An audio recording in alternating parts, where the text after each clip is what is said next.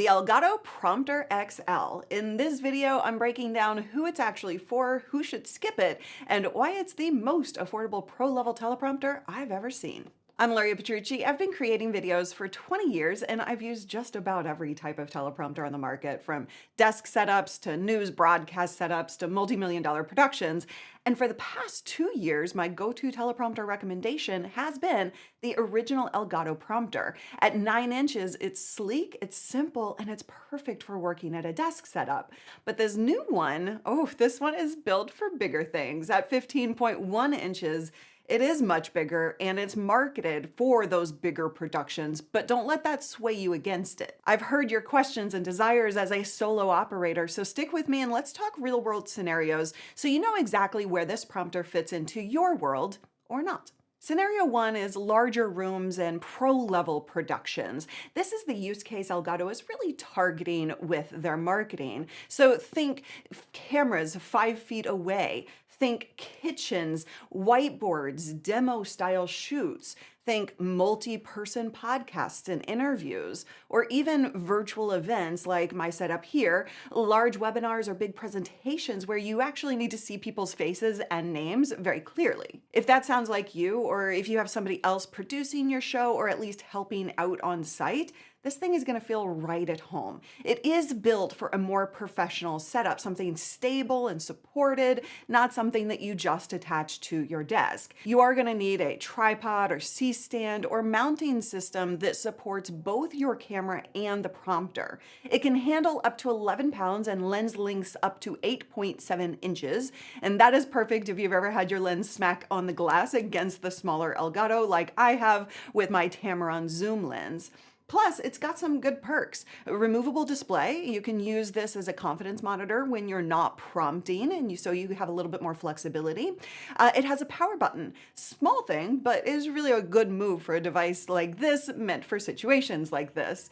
The single USB-C connection, it is clean and simple, just like Elgato does best. Now, at $599, I've seen people complain that it's too expensive, but honestly, every pro-level teleprompter I've ever used starts $1,200 or more, or much, much more. So for this size and the build, $599 is a ridiculously good deal. Sure, you can grab an iPad prompter for less, but just don't. Those Bluetooth setups, they lag, they disconnect at all the wrong moments, and they just make you want to throw your rig out the window. It is an annoying process to go through, and I never recommend them if you want an easier setup to run. Scenario number 2, smaller rooms and solo productions. So this is for my people who are rocking solo setups, smaller rooms, desk studios, live streams, you have small spaces, you're doing YouTube videos, live streams, webinars on a smaller scale. And this is where I know a lot of you are wondering, can I use the Prompter XL for that? And the short answer is yes, but with a few caveats. It is really not ideal to mount this directly to your desk. It is roughly the size of a MacBook, so it is going to be a big old thing staring you right in the face if it's right at the edge of your desk. And that is also not great for reading because your eyes are going to dart back and forth and your audience is going to see that. But if you can spare at least 2 feet in front of your desk, you could totally make it work.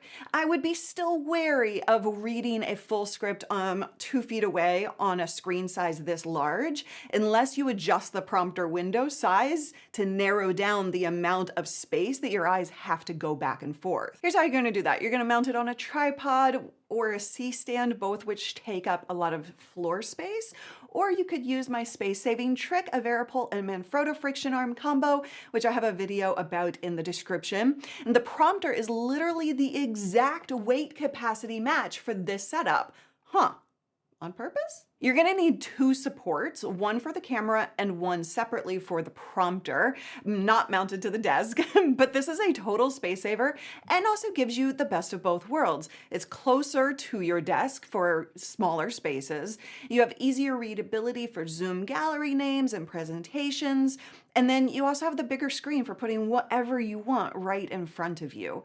And if you want me to do a full video showing this exact setup, drop a comment below. So here's the bottom line. The Prompter XL isn't meant to replace the original Elgato prompter. It is really meant to target different types of creation. And it is expanding the lineup, giving creators and entrepreneurs more flexibility to grow into more professional setups without spending $1,200 plus. So if your setup's needing a little bit more bigger effort, or you just want those benefits that I mentioned before with more prompter real estate, then this would be a great step up. And when you are reading from a teleprompter, the last thing you want to do is sound all robotic and really weird, right? It's awkward. So you should definitely check out my training on using a teleprompter in a way that makes you sound natural and keeps your personality. Click that link in the description and I'll see you over there. You've got this, and I've got you.